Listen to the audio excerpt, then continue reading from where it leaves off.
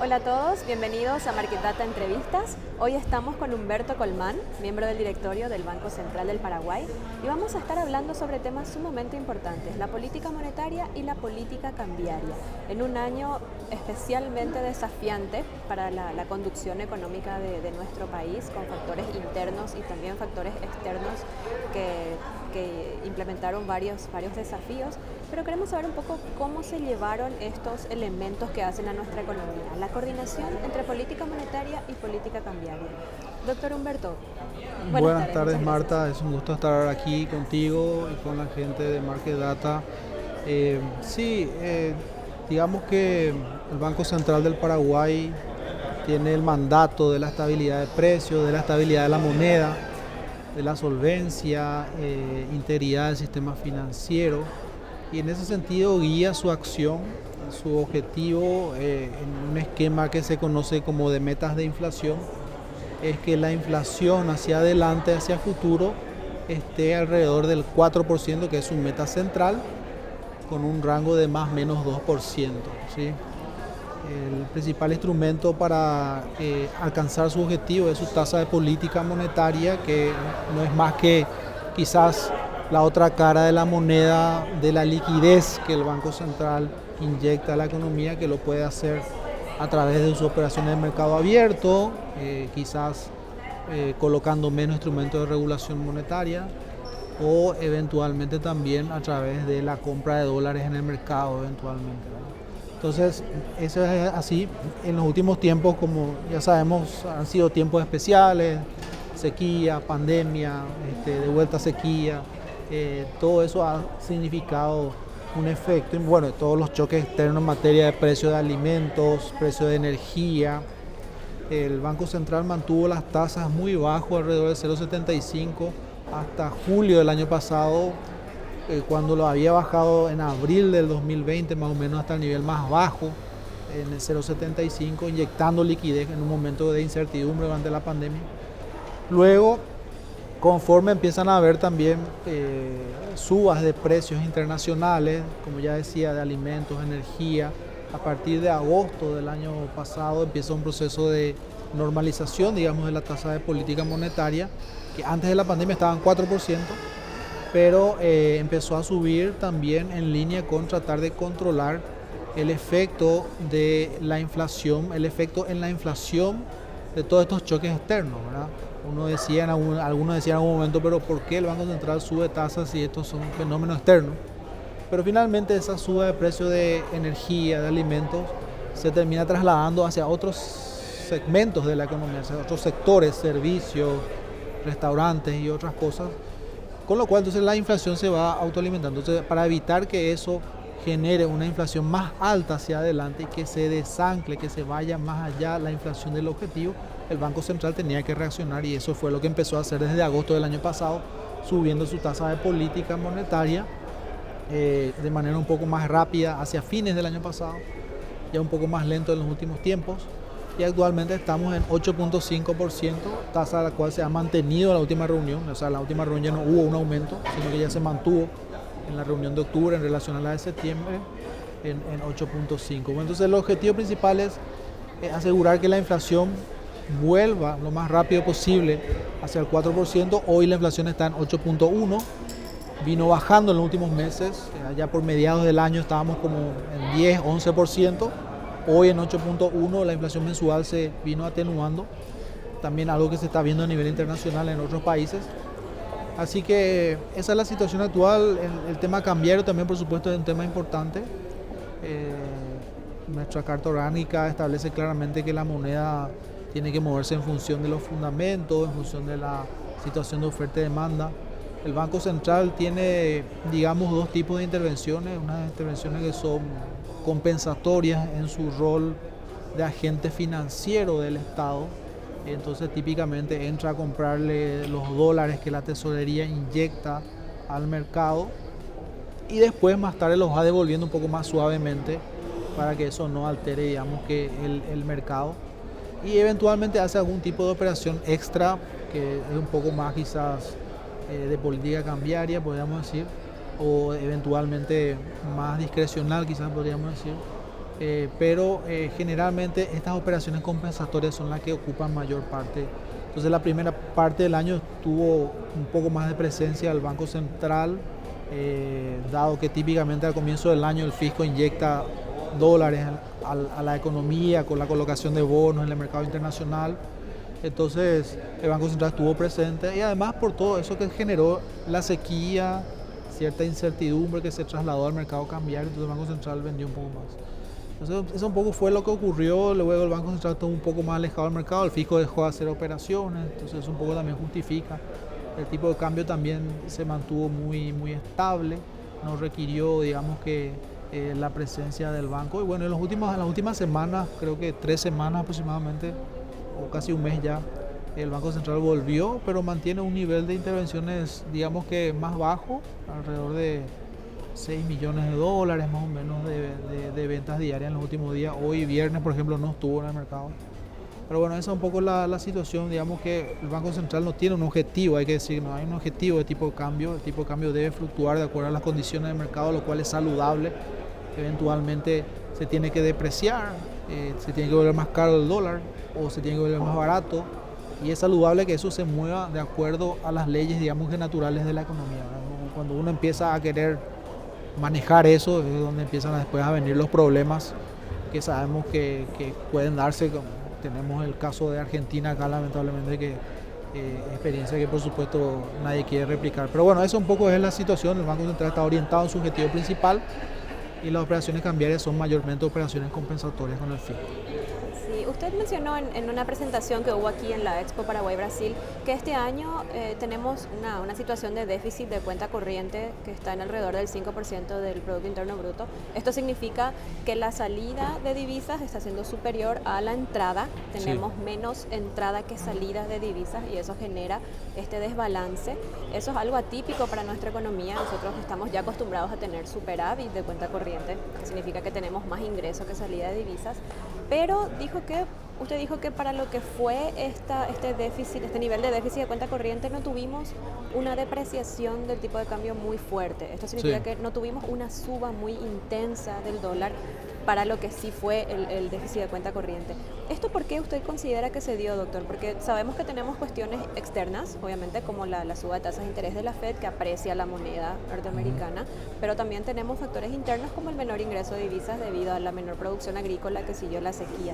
¿Por qué usted cree que existió esta baja depreciación para lo que sí fue el déficit de cuenta corriente? Sí, la verdad que es algo muy interesante que ha venido ocurriendo este año. Un poco para poner en perspectiva y para la audiencia, típicamente cuando teníamos antes un evento adverso como una sequía, cae la producción agrícola, caen las exportaciones, pero también caían las importaciones, ¿verdad? Porque el sector de agronegocios generalmente aprovecha los buenos momentos cuando tiene buenos precios internacionales, buena producción, para renovar su equipamiento, su maquinaria, equipos, tractores, cosechadoras. Y así también en los malos momentos, ese tipo de importaciones, digamos que caen, ¿verdad? Entonces cuando caían las export por un efecto de sequía, también caían las import, no tenías un gran impacto en la balanza comercial, en la cuenta corriente. Pero este año no fue así. Y este año son una combinación de factores probablemente, pero el sector de comercio de frontera ha tenido muy buena dinámica. Hay que ver el crecimiento de las exportaciones de maquila, por ejemplo, que ha sido importante. Eso por un lado, pero el comercio de frontera, estamos hablando de las importaciones también que viene de este lado para el comercio local. Todo eso, digamos, que explica probablemente en parte esta evolución de las importaciones que se han mantenido más fuertes de lo habituales y explica ese deterioro del déficit. Entonces, típicamente cuando vos tenés un mayor déficit comercial, uno esperaría que la moneda eventualmente se deprecie, pierda valor, suba la cotización del dólar. Ha pasado en alguna medida porque bueno, estamos como cerca del 5% de suba en la cotización del dólar, pero en términos reales, cuando uno mira el efecto de la inflación, en realidad nuestro tipo de cambio en términos reales, que el tipo de cambio real, tiene hasta ahora una leve apreciación. O sea, ahí uno se pregunta, ¿y cómo es que esto esto pasó. Bueno, probablemente hay otros factores más complejos quizás de explicar, como la fortaleza externa. Nosotros tenemos, a pesar de este déficit en cuenta corriente que estamos señalando, es un país que tiene un alto nivel de reservas internacionales, que tiene un nivel de riesgo soberano bajo, inclusive por debajo del promedio de la región. Quizás todos esos factores también juegan y explican una parte de esa estabilidad que vimos en el tipo de cambio real y también en nominal, ¿verdad? Porque el dólar a nivel internacional ganó valor, se apreció como 15-17%, pero aquí fue solo 5% más o menos la pérdida. Entonces, creo que también ahí, hilando un poco todo, Marta, otra cosa que tenemos que decir es el diferencial de tasas de interés, ¿verdad? El Banco Central de Paraguay, así como otro de la región, empezó a subir su tasa de política monetaria mucho antes que los países desarrollados. Y nosotros empezamos en agosto, ¿verdad? Donde todavía las tasas en el mundo desarrollado eran prácticamente cero. Y eso, digamos que nos ayudó seguramente, ayuda seguramente en esta baja de la inflación que estamos viendo, pero también ayuda en el sentido de no tener tanta presión sobre el tipo de cambio, ¿verdad? Porque bueno, en la medida que yo subo la tasa del mercado doméstico, los agentes, los inversores internacionales quizás, pero también los agentes locales que tienen depósitos en el sistema financiero, bueno, prefieren quizás mantener su dinero, sus activos en moneda nacional. Entonces eso tampoco te genera un impacto, porque cuando voy a decir, se empieza a subir la cotización y más gente diría, bueno, mejor pongo mi dinero en dólares, pero como las tasas están mejor en guaraníes, entonces los mantengo en guaraníes. Entonces ese es otro factor, el diferencial de tasas, donde la tasa de mercado doméstico, la tasa en guaraníes, creció más, un poco más quizás, ayuda también a contener el tipo de cambio. Entonces todo esto es muy complejo de explicar, ¿verdad? Sí, pero muy interesante de saber, porque así comprendemos un poco por qué se están dando estos números, que al fin y al cabo es lo que nos refleja el estado, la salud de nuestra economía. Y doctor, yendo un poco a temas un poco más psicológicos, si se quiere, sabemos también que tuvimos esta sequía, tuvimos este bajón agrícola, pero como que ya sabemos que eso es algo transitorio, algo pasajero. Cuando son cuestiones climáticas, ya también nuestra economía como que ya aprende a lidiar con eso. ¿Qué tanto pudo haber tenido influencia esta situación de saber que estamos en un año malo, transitorio, y que el año que viene nos podemos recuperar? ¿Esto cómo se viene manejando al interior de las perspectivas y del ánimo del mercado? Sí, es muy interesante lo que decís. Sí, efectivamente uno espera que una sequía, típicamente después de un año de sequía viene un año de recuperación, un año de rebote estadístico, recuperación de la producción. Creo que en algún momento del año, al comienzo del año, un poco lo que te decía hace rato, hubo un efecto así, tomando tus términos más psicológicos, quizás de las expectativas, que la gente salió a demandar más dólares por el efecto de la sequía, que tampoco se sabía muy bien cuál iba a ser el impacto. Hoy sabemos que es la peor sequía que hemos visto, sí. O sea, creo que en los últimos 30 años o algo así, es la peor sequía, una caída muy importante.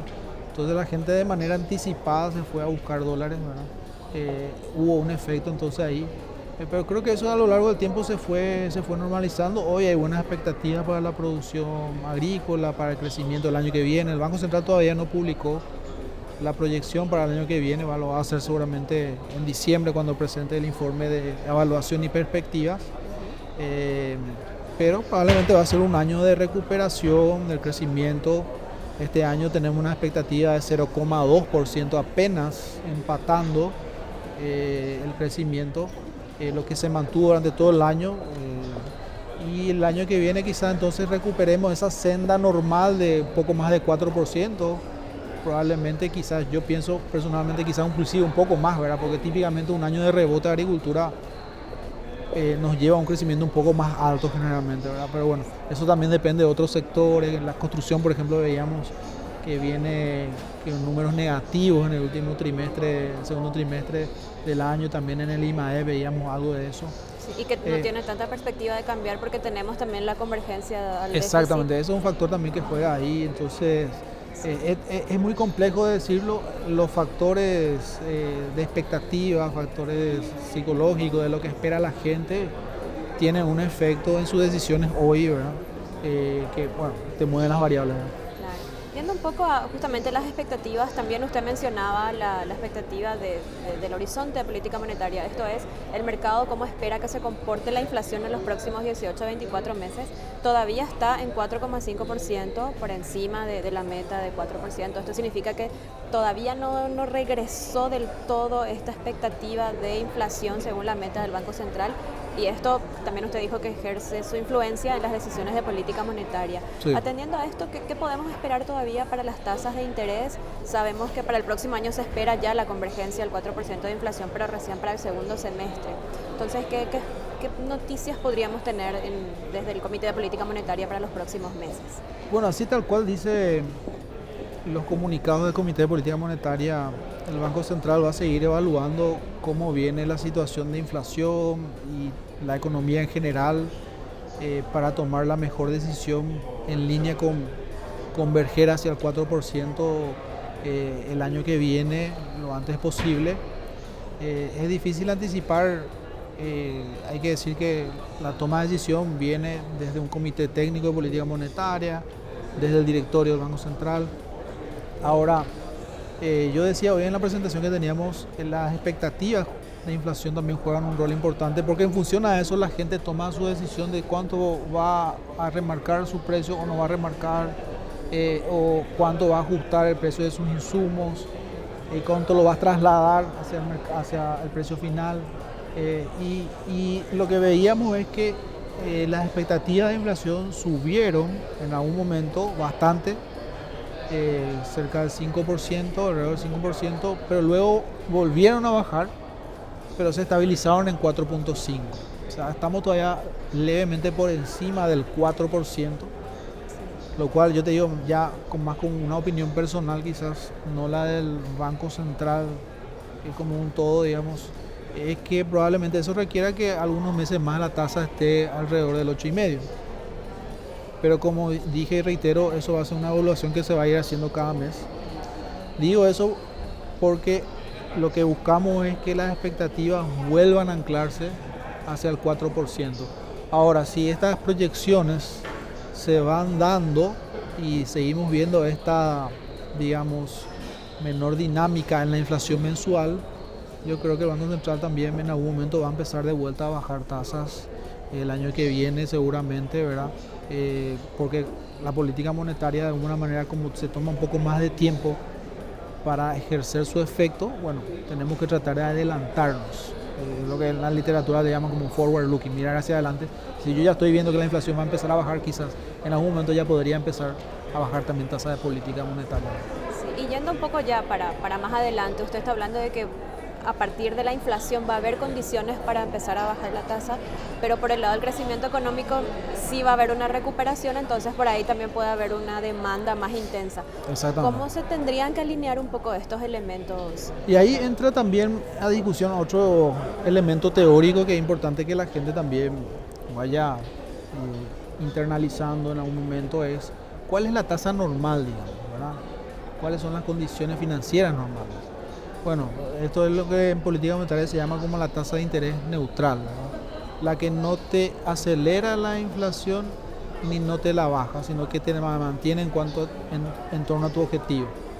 Y eso, de acuerdo a los últimos análisis del Banco Central, con una expectativa de inflación anclada en el 4%, estaríamos hablando de una tasa de política monetaria de más o menos 5% nominal, ¿verdad? Entonces, ese 5%, hoy estamos 8,5%, ¿verdad? Es decir, cierto, es muy correcto lo que señalás. El año que viene podría bajar la inflación, pero podríamos tener una economía que esté creciendo a un mayor ritmo y quizás una demanda interna, consumo, que esté creciendo a un mayor ritmo, pero que eventualmente también pueda afectar la inflación. Ahora, lo que yo digo con esto de la tasa natural y la tasa actual, 8,5 versus 5, tengo un espacio para bajar tasa en algún momento probablemente, sin que eso necesariamente me afecte el objetivo de inflación. Bueno, variables económicas que vamos a seguir mirando seguramente con mucho detenimiento. Claro.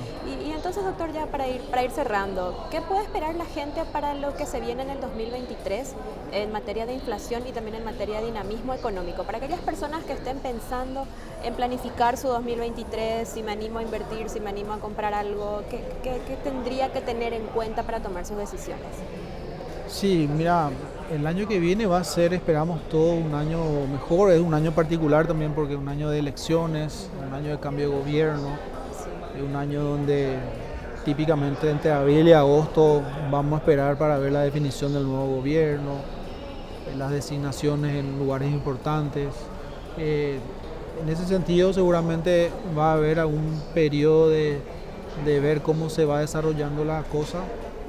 Pero en materia de crecimiento, creemos por las señales que ya estamos viendo en el índice mensual de actividad económica, en los últimos 2 meses vino positivo, 5% y 4% en el último mes interanual, el indicador agregado. Creemos que va a ser un año de recuperación, un año bueno, donde debería seguir este proceso de recuperación del comercio y los servicios post pandemia.